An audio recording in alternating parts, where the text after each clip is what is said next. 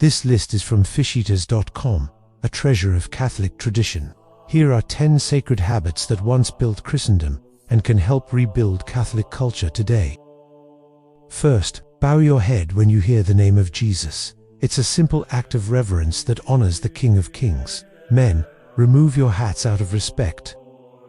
Second, if you hear his name taken in vain, respond with love. Whisper the prayer, Sit nomen Domini benedictum, blessed be the name of the Lord.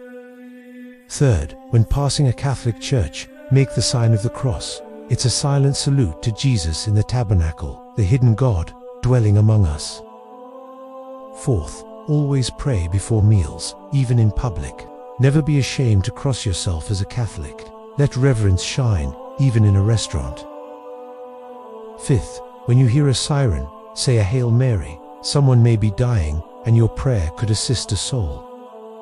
Sixth, if you pass a cemetery, pause for a moment. Say a prayer for the faithful departed. It's a spiritual work of mercy.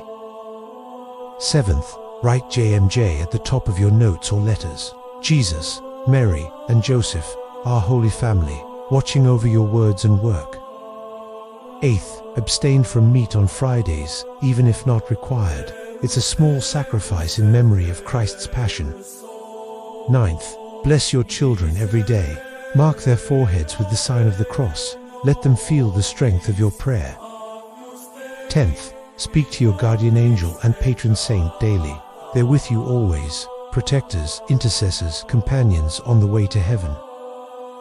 These 10 habits, lovingly preserved by fisheaters.com, are more than customs. They're culture, a Catholic culture rooted in reverence, memory, and love. Subscribe to Excerpta Catechismi for more. Let your feed feed your faith.